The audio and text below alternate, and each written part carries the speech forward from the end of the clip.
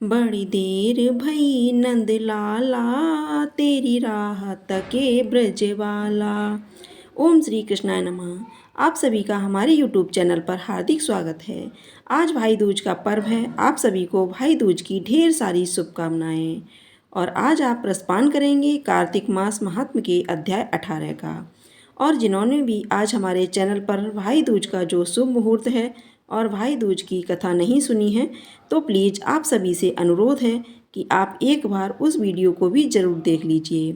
इससे पहले की वीडियो में आपने अदिति की कथा सुनी थी। इस प्रकार कहने पर ऋषि आश्चर्यपूर्वक कहने लगे, कितने आश्चर्य की बात है कि अदिति अग्नि में नहीं जली और न इसे इसका पता ही चल पाया। तब सूत जी कहने लगे, हे ऋषियों, इसमें आश्चर्य की क्या बात है। जिन भगवान के स्मरण मात्र से ही सारे संकट दूर हो जाते हैं, उनका ध्यान करने वाले भक्त को कौन कष्ट दे सकता है।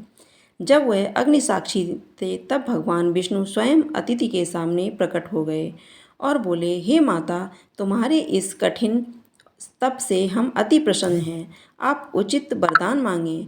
भगवान विष्णु को अपने सम्मुख साक्षात उपस्थित देखकर अदिति जी ने विनम्र भाव से भगवान की स्तुति करते हुए कहा, हे भगवान, आपका स्मरण मात्र से समस्त कलेश दूर हो जाते हैं और आपके चरण कमल की सेवा करके भक्तजन परम सिद्धि को प्राप्त करते हैं। ऐसे भगवान को मेरा सादर नमस्कार है। देवता, नदी और समुद्र आदि सब कुछ आप ही हैं, इसलिए आप मेरी पुत्रों की रक्षा कीजिए और निसंकोच निसंकच राज्य दीजिए। अदिति जी ने अपने कंठ की माला अदिति को देकर भगवान अंतर्ध्यान हो गए। इसके पश्चात देवमाता अदिति अपने आश्रम में चली गईं। यथा समय अदिति जी ने हजारों सूर्य के समान तेजस्वी कमल नयन, शंख चक्र गदा पद्म कमंडल और पीताम्बरधारी मुनियों द्वारा स्तुति किए जाने योग्य भक्तों के प्रेम और दुष्टों के संहार करता वामन भगवान को पुत्र रूप में प्राप्त किया।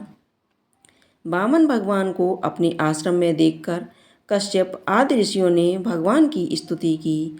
तब वामन भगवान कश्यप जी से कहने लगे, हे पिताश्री, हम प्रसन्न हैं, आपके समस्त मनोरथ पूर्ण हों। हमने अब तक 2 बार आपके घर में जन्म लिया है और आगे भी जन्म लेकर उधर राजा बलि ने दैत्य गुरु श्री शुक्राचार्य जी की अध्यक्षता में बड़ा भारी यज्ञ आरंभ कर दिया, जिसमें सभी ग्रहण करने के लिए उन्होंने लक्ष्मी जी सहित विष्णु भगवान का आवाहन किया।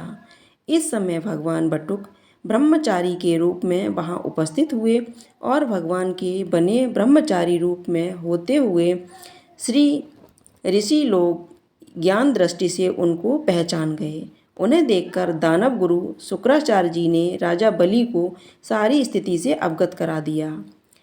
दैत्य गुरु शुक्राचार्य जी ने राजा बलि को बने ब्रह्मचारी के रूप में भगवान के आने का कारण बताते हुए कहा, हे राजा बलि, तुम्हारा राज्य प्राप्त करने के लिए ही अदिति गर्भ से जन्म लेकर भगवान विष्णु स्वयं इस रूप में तुम्हारे यज्ञ में आए हैं और मैं तुम्हें इस समय सचेत कर रहा हूँ कि दान के रूप में उन्हें कुछ भी मत देना, वरना बहुत पछताओगे।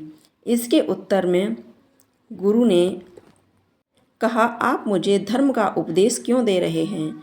घर आए हुए याचक को दान न देना और धर्म आचरण नहीं करना तो ये पाप है। अगर विष्णु भगवान स्वयं याचक बनकर मेरे द्वार पर आए हैं तो इससे बढ़कर मेरे लिए सौभाग्य की क्या बात हो सकती है। मैं जितने यज्ञ आदि करता हूँ वे सभी भगवान विष्णु को प्रसन्न करने के लिए ही करता हूँ, इसलिए बटुक रूप में जो कुछ भी मांगेंगे मैं अवश्य दूंगा। शुक्राचार्य और राजा बलि में अभी वार्ता चल ही रही थी कि वामन भगवान राजा बलि के यज्ञ मंडप में आ गए।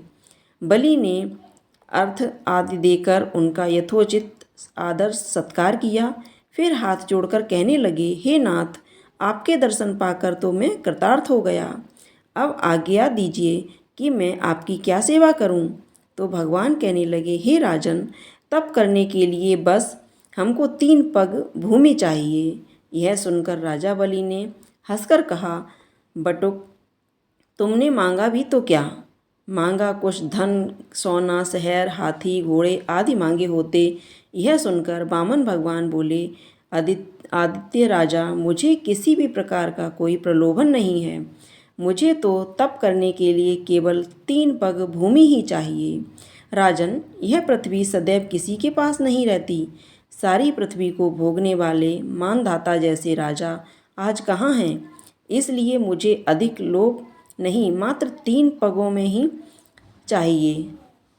चंचल लक्ष्मी को यज्ञ और दान आदि में लगाकर तुम्हारी तरह जो अपना मार्ग सुधारते हैं भी धन्य हैं। भूमि दान से उत्तम न कोई दान हुआ और न आगे कोई होगा। इसलिए हे दानवीर राजा, मुझे मात्र 3 पग भूमि दे दीजिए। भगवान विष्णु ने राजा बलि को समझाते हुए आगे कहा, राजा बलि, इस संबंध में मैं तुम्हें एक प्राचीन इतिहास सुनाता हूँ, सो ध्यान से सुनो। पहले ब्राह्मण कच्छ में भद्रमती नाम की एक चरित्रवती ब्राह्मण था। उसके श्रद्धा, सिंधु, यशोमती, शोभा, कामिनी और मालिनी नाम की 6 पत्नियों और अनेक पुत्र थे। जब दरिद्रता के कारण सभी भूख से अत्यंत दुखी हो गए, तब ब्राह्मण अपने परिवार सहित कौशाम्बी नाम की नगरी में चला गया। वहां जाकर भद्रमती ने सुभाष नामक एक धनी ब्राह्मण से 5 पद भूमि मांगी, जो उसने दे दी। इसी 5 पग भूमि के दान के कारण उसे सुभाष नामक ब्राह्मण को विष्णु जी का परम पद प्राप्त हो गया। फिर एक अन्य ब्राह्मण के मांगने पर भद्रमती ने वह दान में दी थी।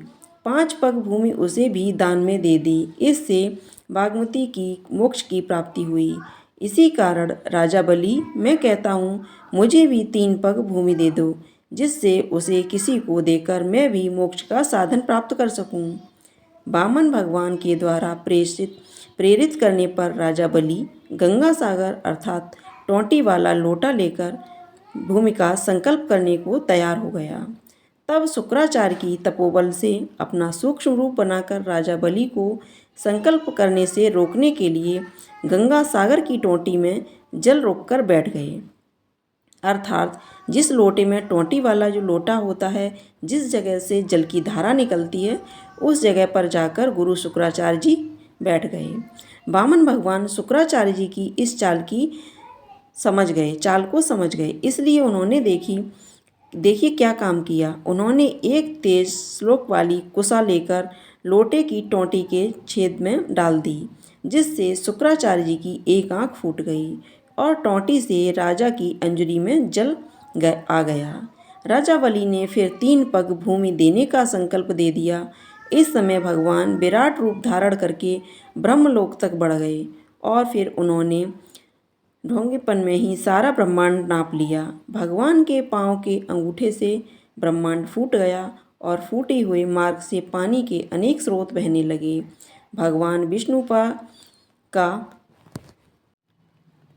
पैर जल से डूबता रहा। वहीं लोग पावन जल ब्रह्मांड आदि देवताओं को पवित्र करता हुआ सप्त ऋषियों के सीमित सुमेरु पर्वत पर पड़ा और गंगा जी के नाम से विख्यात हो गया।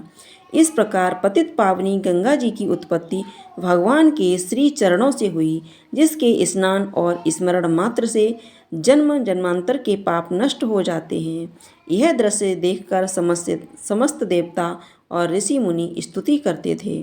बोलते ही अनंत मूर्ति, जगत संचालक, परम पिता और सबके स्वामी, आपको नमस्कार है। इस प्रकार स्तुति सुनकर भगवान ने फिर उन सभी देवताओं को उनका अपना अपना स्थान दिला दिया और बलि को रसातल भेजते हुए उसे वरदान दिया कि अग्नि में बिना मंत्र उच्चारण के जो हवन किया जाएगा तथा पात्र को पवित्रता से दिए गए दान का फल तुम्हें प्राप्त होगा। इस प्रकार भगवान ने देवताओं को सुंदर स्वर्ग वाली और अनंत व्यक्तियों को पाताल लोक दे दिया। ऐसा करने के बाद विराट भगवान पुनः वामन रूप में आ गए। तब समस्त देवताओं और ऋषि मुनियों ने भगवान की पुनः स्तुति की। इसकी अगली वीडियो में आप जानेंगे कि किस प्रकार श्री सूत जी महाराज ने ऋषियों को कथा सुनाई। गुरु वशिष्ठ जी वामन जब स्नान करके वापस आए तो एक राजा ने सोने के थाल में सजा हुआ मांस मिश्रित भोजन उनके आगे परोस दिया। उसके बाद क्या हुआ, यह जानने के लिए उम्मीद करती हूँ आप अगली वीडियो हमारे चैनल पर ज़रूर देखेंगे। हर बार की तरह अगर यह वीडियो भी आपको पसंद आई हो तो प्लीज़ वीडियो को लाइक करके, और अभी तक जिन्होंने हमारे चैनल को सब्सक्राइब नहीं किया है, चैनल को सब्सक्राइब करके बेल आइकन को प्रेस करना मत भूलिएगा। जय श्री कृष्णा, जय श्री राधे।